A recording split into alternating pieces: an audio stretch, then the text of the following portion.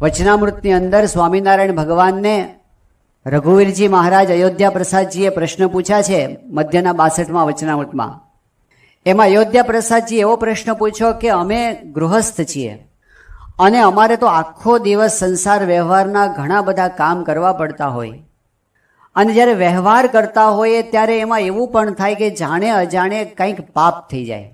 કરવું ના હોય પણ જાણે અજાણે કંઈક ને કંઈક તો પાપ થઈ જ જતું હોય અમારાથી.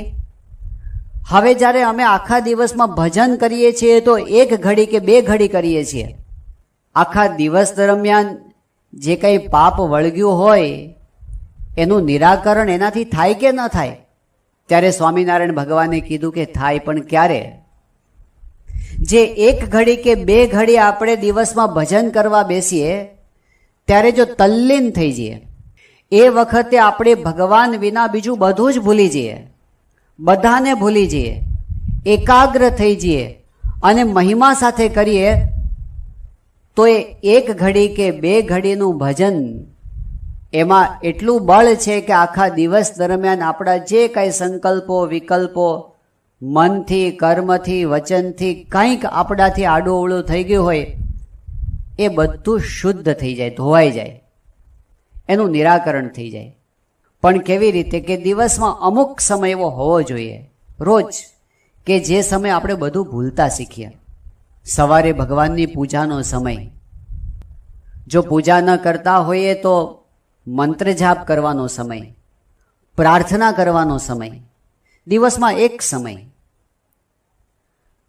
સ્વામિનારાયણ સંપ્રદાયમાં તો ભગવાને આપણને આખા દિવસનો નૈત્યક્રમ એવો આપેલો છે ને કે એમાં સહેજે સહેજે અમુક સમય થાય ને આપણને ભગવાન સાંભળી આવે. તો સવાર અને સાંજની આરતી મહારાજે આપણને આપી છે. મંદિરમાં અનુકૂળતા હોય તો રોજ મંદિરે 1 વાર દર્શન કરવા જઈએ. અને મહારાજે શિક્ષાપત્રીમાં એવું કહ્યું છે કે સાયંકાળે ભગવાનના મંદિરે જઈ અને આરતીમાં જોડાવવું અને ઉચ્ચ સ્વરે કરીને ભગવાનનું ભજન કરવું. એ વખતે પણ બધાને એવું અનુકૂળ ના હોય કે આરતીના સમયે મંદિરમાં જઈ શકે તો પોતે જ્યાં હોય ત્યાં આરતી થઈ શકે. ધંધાના સ્થાને, નોકરીના સ્થાને, મુસાફરીમાં હોય તો આરતી બોલાય તો ખરી ને. પણ એક સમય એવો હોવો જોઈએ કે જે સમય આપણે પ્યોર ભજન કરતા હોઈએ, બધું ભૂલી જઈએ. જ્યારે ઠાકોરજીના દર્શન કરવા જઈએ, એકવાર પ્રમુખ સ્વામી મહારાજ સારંગપુરમાં હતા અને ઉપર ઠાકોરજીના દર્શન કરતા હતા. એ વખતે આફ્રિકા યુગાન્ડાથી એક હરિભક્ત આવ્યા હતા, હરીશભાઈ ભુક્તાણી. એમણે બાપાને પ્રશ્ન પૂછ્યો કે બાપા, આપણે ભગવાનના દર્શન કરતા હોઈએ તો કેવી રીતે દર્શન કરવા? પ્રમુખ સ્વામી મહારાજે ઇન્સ્ટન્ટ જે જવાબ આપ્યો, અદ્ભુત વાત કરી સ્વામી એક જ વાક્યમાં. સ્વામી કે આપણે ભગવાનના દર્શન કરીએ ને તો કેવી રીતે કરવા? પોતાની જાતને ભૂલી જઈને દર્શન કરવા, એવું સ્વામીએ કીધું. પોતાની જાતને ભૂલીને.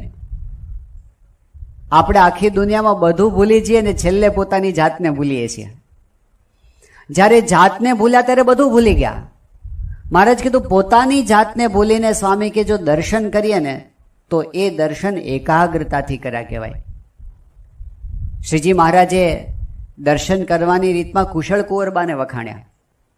પરમહંસોને કીધું કે દર્શન કેવી રીતે કરવા જોઈએ, જેવી રીતે કુશળ કુંવરબા ધર્મપુરના રાણી એ જ્યારે ભગવાનના શ્રીજી મહારાજના દર્શન કરતા, મહારાજ કે નેત્રે કરીને દર્શન કરે અને વૃત્તિ પલટાવીને અંતરમાં પાછા જોતા જાય, ફરી બહાર દર્શન કરે, ફરી એ જ મૂર્તિના અંતરમાં દર્શન કરે.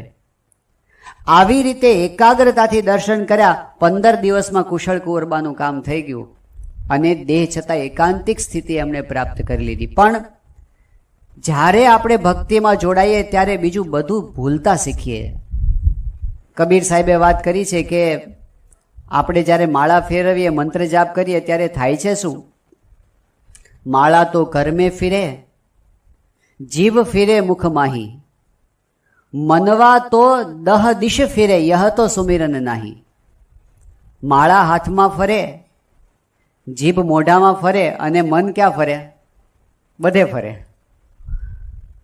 આશ્ચર્યની વાત શું છે કે તમને જો કોઈ કામ સૂચતું ના હોય ને, ધારો કે આજે શું કામ કરવું, કંઈ બહુ યાદ ન આવતા હોય તો હાથમાં માળા લઈને બેસવાનું, બધા કામ યાદ આવશે. અમથા ન યાદ આવતા હોય, જેટલું પેન્ડિંગ હોય ને, આખા દિવસનું આયોજન ક્યારે થાય, સવારે ભગવાનની માળા લઈને બેસો ને એટલે એક પછી એક યાદ આવવા જ માંડે. એને ઠેલવું. ફરીવાર શિવલાલ શેઠને યાદ કરીએ. શિવલાલ શેઠ જ્યારે ધ્યાન કરવા માટે બેસતા 3 કલાક ધ્યાન કરે. મોટા શેઠ હતા, વ્યવહાર સરસ કરતા હતા, 9 લાખના આસામી હતા, ધંધો સારો ચલાવતા હતા, પણ જ્યારે ધ્યાન કરવા બેસે 3 કલાક સુધી કોઈ સ્થિર થઈ શકે ધ્યાનમાં? તમે વિચાર કરો એની એકાગ્રતા કેવી હશે. બાકી 10 મિનિટ ન બેસી શકાય. આમ બેસે ને તરત વિચારો એટલા બધા આવે. ઓલો ભરવાડ છે એ સંતોને ધ્યાન કરતા જોઈને પોતે ધ્યાન કરવા બેઠો, પણ 2 મિનિટમાં તો કે શું બેસી રહ્યા છો, કેટલા બધા કામ બાકી છે, ઊભા થાવ એમ કરીને બૂમાબૂમ કરવા માંડ્યો. ન થાય. શિવલાલ શેઠ એક ગ્રહસ્થ હરિભક્ત, પણ એમને પોતાનો વ્યવહાર કરતા એવી સમજણ કેળવી હતી. તો એમના પિતાશ્રી ભગાદોશી કે આ શિવલાલ તારા જેવું ધ્યાન કરતા શીખવાડ ને મને. તો શિવલાલ શેઠ કે બેસો બાપુજી. તે બાજુમાં બેસાડે કે હવે આંખો બંધ કરો. તો એમાં તો વાંધો ન આવ્યો, આંખો બંધ કરી કે ઊંડા શ્વાસ લો, એમાંય વાંધો ન આવ્યો. પછી કે હવે છે ને બાપુજી એવો વિચાર કરો કે આપણી દુકાન બળી ગઈ, અહીં ધ્રાસકો પડ્યો. અરે શિવા, ઊભા તો રહો, આ તો મનમાં હજી હાચી ક્યાં બળી છે, અંદરથી તો બાળો. દુકાન બળી ગઈ, આપણું ઘર બળી ગયું, આપણી પ્રોપર્ટી બેંક બેલેન્સ બળી ગયું, બધા સગા સંબંધી બળી ગયા, આ દેહ બળી ગયો, એની રાખ થઈ ગઈ અને રાખ ઠંડી થઈ ગઈ. હવે એના પર બેસીને ધ્યાન કરો. તે ભગાદોશી ઊભા થઈ ગયા. આવું ધ્યાન મને ના પોસાય, તારું ધ્યાન તું તારી પાસે રાખ. જ્યારે બધું જ ભૂલીને ભગવાનમાં તન્મય થાય ને, ત્યારે એ ભજનની તાકાત જુદી હોય છે. શ્રીજી મહારાજે સવાર સાંજની આરતીની વાત કરી, દર્શનની વાત કરી, રોજ સવારે ભગવાનની પૂજા કરવાની વાત કરી, અને એની સાથે સાથે શ્રીજી મહારાજે રોજ કથાની વાત કરી છે. મંદિર હોય તો મંદિરમાં કથા કરવી, અને નહીતર પ્રમુખ સ્વામી મહારાજે જે આપણને કીધું છે કે રોજ ઘરના સભ્યોએ સાથે બેસીને ઘર સભા કરવી. આ એક અદ્ભુત વાત છે. ઘર સભાનો જે આદેશ પ્રમુખ સ્વામી મહારાજે આપ્યો છે ને, હજારો પરિવારોની અંદર આ ઘર સભાથી શાંતિ થઈ ગઈ છે. જેમાં રોજ ઉકળાટ, રોજ કકળાટ થતો તો એ ઘરોની અંદર સાંજ પડે અત્યારે ભગવાનના ભજન કીર્તનની રમઝટ બોલે છે. આવા હજારો ઘર છે આજે દેશમાં પરદેશમાં. એક ચમત્કાર સર્જાયો છે. જેણે શ્રદ્ધાથી ઘર સભા ચાલુ કરી, બાળકોના સંસ્કારોમાં અદ્ભુત પરિણામો મળ્યા છે. મન એકબીજાના નજીક આવ્યા છે, સમજણ કેળવાળી છે, સુખ દુઃખની અંદર સ્થિરતા રાખવાની એક ધીરજ જીવનમાં આવી છે ઘર સભાથી. ગુણાતીતાનંદ સ્વામી એક સરસ વાત કરી. સ્વામી કે ધારો કે કોઈક માણસ હોય અને દિવાલ ચણે કોટ ચણીને ઊભો કરતો હોય, એ આખો દિવસ મહેનત કરીને કોટ ચણીને ઊભો કરે, અને બીજો એક માણસ હોય એની પાસે કોઈક એવી વિદ્યા હોય તે એક કાંકરો નાખે ને આખો કોટ પડી જાય. બીજે દિવસે ફરી વખત ઓલો આખો દિવસ કોટ ચણીને ઊભો કરે અને પેલો આવીને એક કાંકરો નાખીને પડી જાય. ત્રીજે દિવસે ફરી કોટ ચણે કાંકરો નાખીને પડી જાય. તો સ્વામી કે આમાં છેલ્લે ચણનારો થાકશે.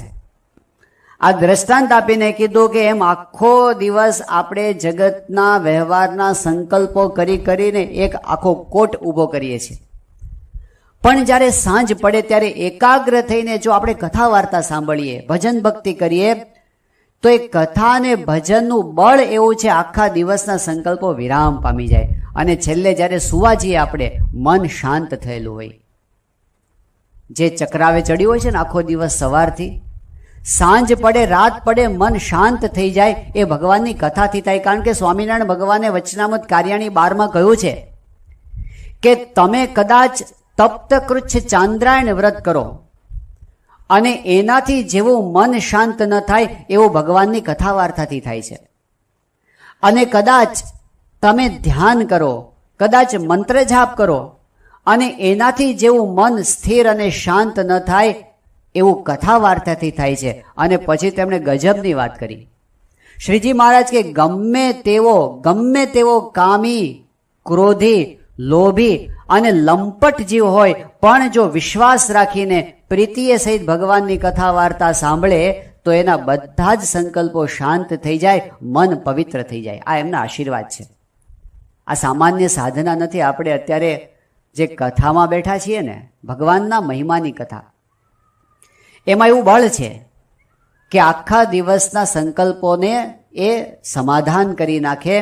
એટલે આપણા જીવનમાં એવો એક સમય હોવો જોઈએ જે સમય આપણે બીજી બધી જ પ્રવૃત્તિને બાજુમાં મૂકી અને ભજન કરતા હોઈએ. નિત્ય પૂજા એવી વાત છે. એ ભગવાન સાથેની આપણી પર્સનલ મુલાકાત છે. જો આપણે શ્રદ્ધાએ સહિત, જો એકાગ્ર થઈને જો ભગવાન અને સંતની સ્મૃતિ કરીએ છીએ તો એ આપણાથી દૂર નથી હોતા. ભજનના સમયે એ આવી જાય છે આપણી સામે. આપણી નજીકના જ ગામનો પ્રસંગ છે. કુંડળ ગામની અંદર અમરો પડગર રાતના સૂતા હતા અને સ્વામિનારાયણ ભગવાનનું ભજન કરતા હતા. અડધી રાત્રે સ્વામિનારાયણ સ્વામિનારાયણ સ્વામિનારાયણ. શ્રીજી મહારાજ ગઢડપુરમાં બિરાજમાન હતા અને મહારાજ ત્યાંથી તાત્કાલિક ઘોડા ઉપર સવાર થઈને નીકળ્યા. પહોંચ્યા કુંડળની અંદર. અમરા પટગરના બારણું ખખડાવ્યું. એ જાગ્યો કે અત્યારે અડધી રાત્રે કોણ છે? એને બૂમ મારી, કોણ છે? શ્રીજી મહારાજે બૂમ પાડી કે અમરા બારણું ખોલ, અમે આવ્યા છીએ. મહારાજનો અવાજ એકદમ આશ્ચર્ય થઈ ગયું. એને દરવાજો ખોલ્યો ને કીધું, મહારાજ અત્યારે અડધી રાતે? અગાઉથી જાણ પણ નહોતી કરી? મહારાજ કે તે અમને બોલાવ્યા એટલે અમે આવી ગયા, એમાં જાણ શું કરવાની? તો અમરો પટગર કે મહારાજ મેં તો કઈ તમને બોલાવ્યા નથી. તો શ્રીજી મહારાજ કે તું હમણાં બોલતો તો ને સ્વામિનારાયણ સ્વામિનારાયણ. એટલે અમરો હસવા માંડ્યો. એને કીધું કે અરે મહારાજ, મને તો હેવા પડ્યા છે. સ્વામિનારાયણ સ્વામિનારાયણ બોલવાના મને તો હેવા પડ્યા છે. ત્યારે મહારાજ કે અમને પણ એવા હેવા પડ્યા છે. કોઈ અમને બોલાવે ને તો અમે ત્યાં પોગી જઈએ છીએ. એમને તો હેવા પડેલા છે, આપણે હેવા પાડવાના છે, એમને સંભાળવા.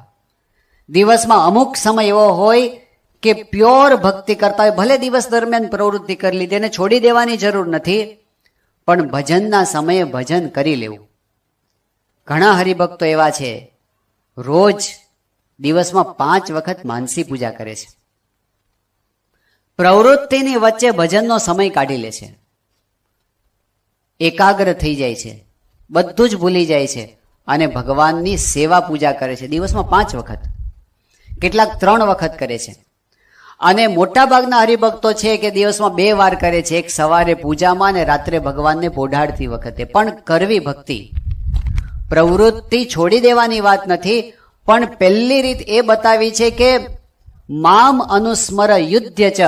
ભગવાનનું ભજન કરતા કરતા એક સમય ફાળવી દેવો અને પછી દિવસ દરમિયાન ભલે આપણે આપણું કામ કરીએ વ્યવહારનું.